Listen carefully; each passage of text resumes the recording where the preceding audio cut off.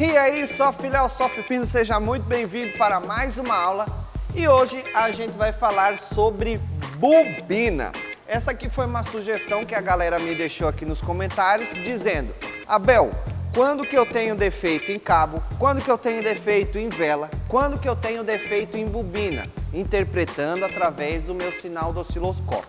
Então, nessa aula de hoje, nós vamos aprender justamente isso, para você saber identificar quando o defeito é no cabo, na vela, na bobina, e conseguir não fazer como a maioria das galera faz, né? Troca tudo, na dúvida, troca tudo, troca o cabo, a vela e a bobina. Não, quero te ensinar aqui o jeito certo para você saber exatamente aonde está o defeito, beleza? Já aproveita e deixa um comentário aqui embaixo nesse vídeo com uma sugestão. O que você gostaria de aprender? O que você gostaria que eu trouxesse aqui para o nosso canal do YouTube?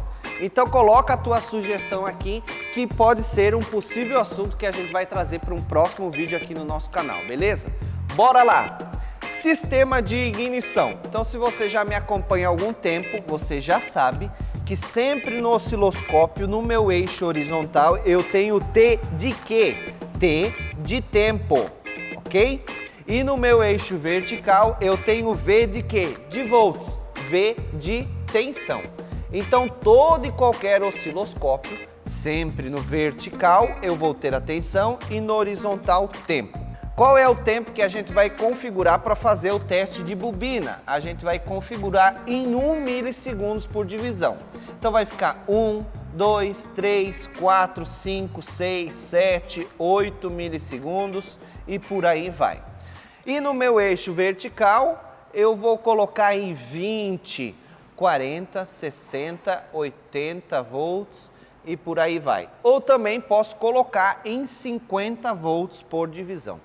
Como que é a minha imagem do sistema de ignição? Ela vai ficar basicamente assim. Aqui ela vai subir lá para cima e aqui eu vou ter o meu tempo de queima e depois o residual da bobina.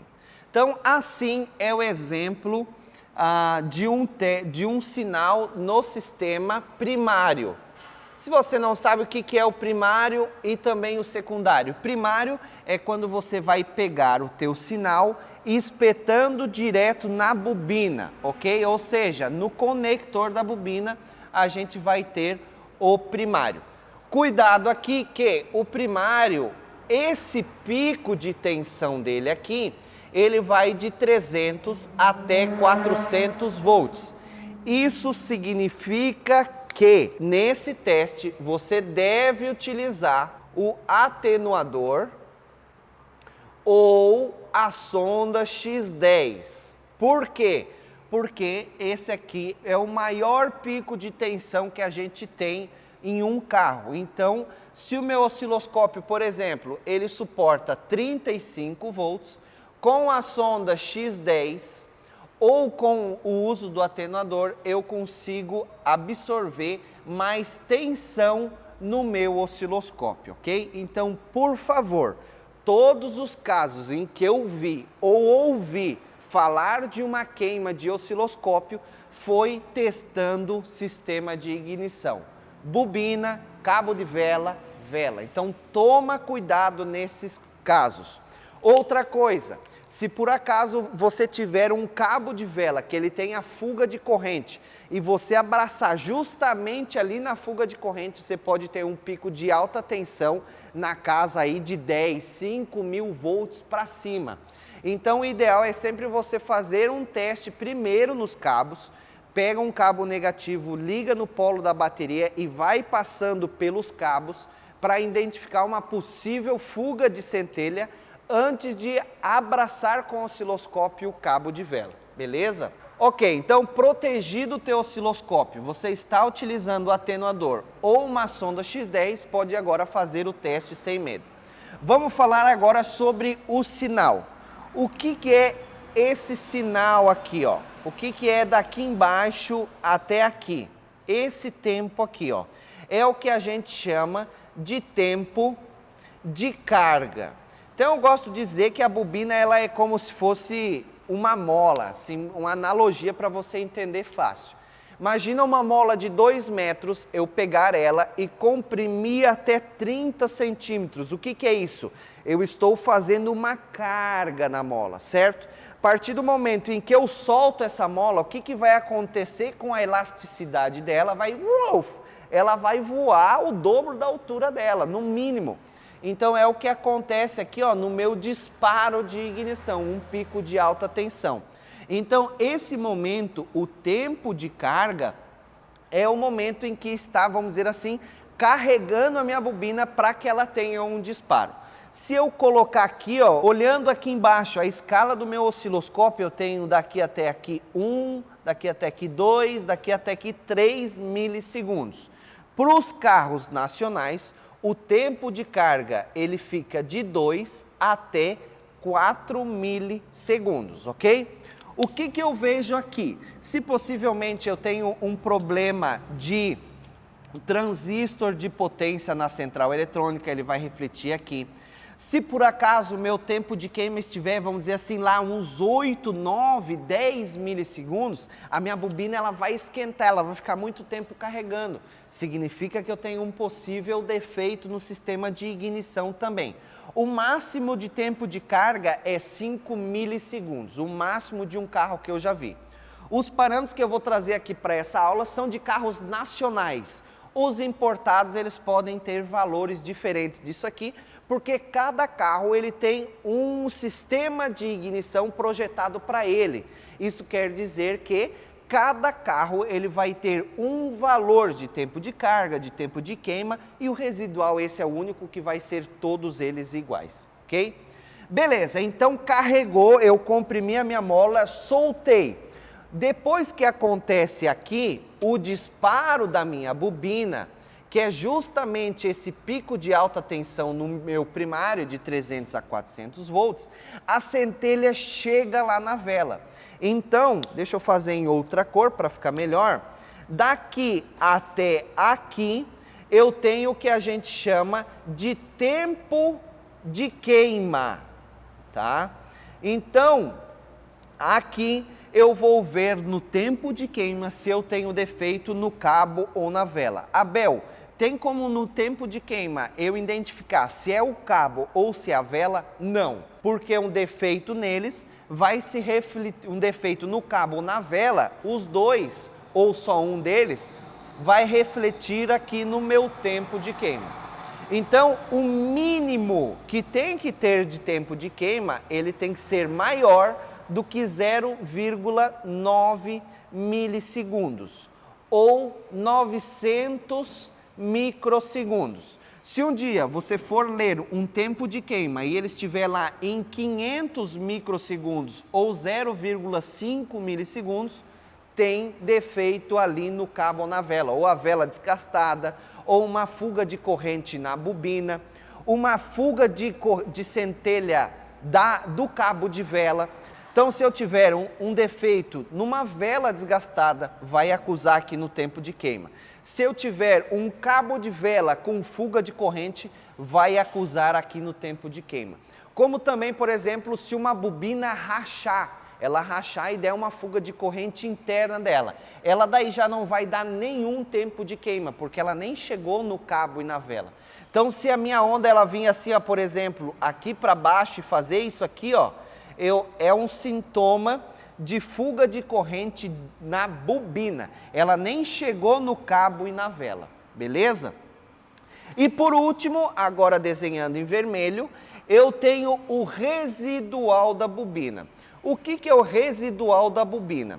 Toda bobina, ela tem que ter força o suficiente para dar à minha centelha o tempo de queima, dar a minha centelha na vela, e ela tem que sobrar energia. E quando ela sobra essa energia na bobina, o que acontece? Essa minha bobina, ela dá essas 3 oscilações. Então aqui uma oscilação, 2 oscilações, 3 oscilações.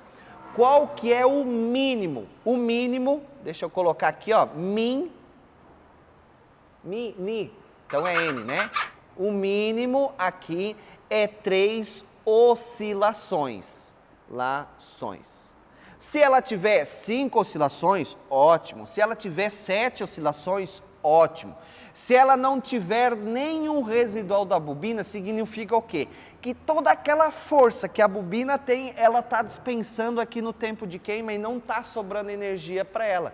Então, se aquele carro não tem residual de bobina, se ele não estiver falhando, possivelmente dentro de 1 mês, 2 meses, dentro de alguns dias, ele já vai afetar aqui o tempo de queima e daí vai começar a falha.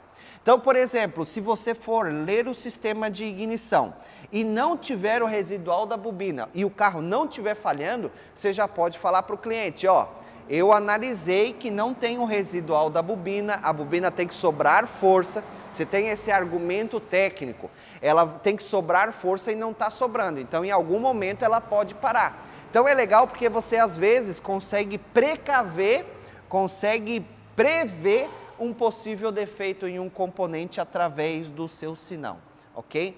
Então, o sistema de ignição é isso, o tempo de carga, o tempo de queima e o residual da minha bobina.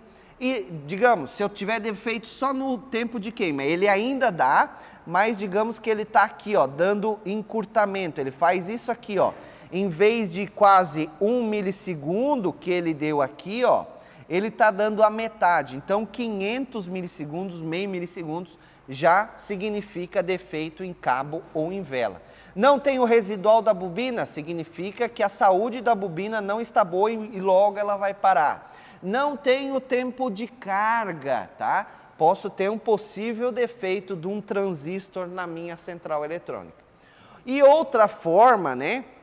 Algumas bobinas, em vez de chegar no conector dela, o primário, ela pode chegar um pulso de 5 volts. Quando a minha bobina tem um pulso de 5 volts, isso significa que o primário está existente dentro da minha bobina. Então eu só consigo fazer o teste pelo secundário. Aonde que é o secundário? É na saída da bobina, é no cabo de vela. Ou se for uma bobina COP, eu posso tirar ela e colocar uma ferramenta extensora. Deixa eu pegar para você aqui, ó. 1 hora depois. Por exemplo, aqui não estou aparecendo, né? Agora aqui eu estou aparecendo. O que acharam do meu bigode? Olha, o que acharam do meu bigode? Meu Deus. Então, esse aqui, ó, é um cabo, tá? É o cabo ferramenta que a gente utiliza nas bobinas COP. Então, eu desinstalo a bobina, coloco esse cabo aqui para que eu consiga com o meu osciloscópio abraçar e fazer a leitura através do secundário. Então, no meu osciloscópio, eu posso escolher. Se tiver primário, eu, Abel, priorizo testar pelo primário. Se a bobina ela tem um pulso de 5 volts, só me resta o secundário. Então, eu tenho que abraçar aqui o cabo de vela. Por que eu prefiro testar pelo primário ou pelo secundário? Porque pelo primário, se eu tenho só um atenuador ou uma sonda X10, está resolvido o meu problema. Agora, no secundário, eu vou fazer um diagnóstico por indução, então eu vou ter que abraçar o cabo de vela e às vezes a minha ferramenta não vai pegar um sinal tão bom quanto se ele fosse pelo primário. Abel, existe alguma diferença de eu fazer o teste pelo primário ou pelo secundário? Não, nenhuma. A leitura e a interpretação pelo primário e pelo secundário é a mesma, ok? Então é isso, espero ter aqui respondido a dúvida que foi colocada aqui nos comentários. Abel, como que eu sei se é cabo, é vela ou é bobina? A partir de agora você já sabe.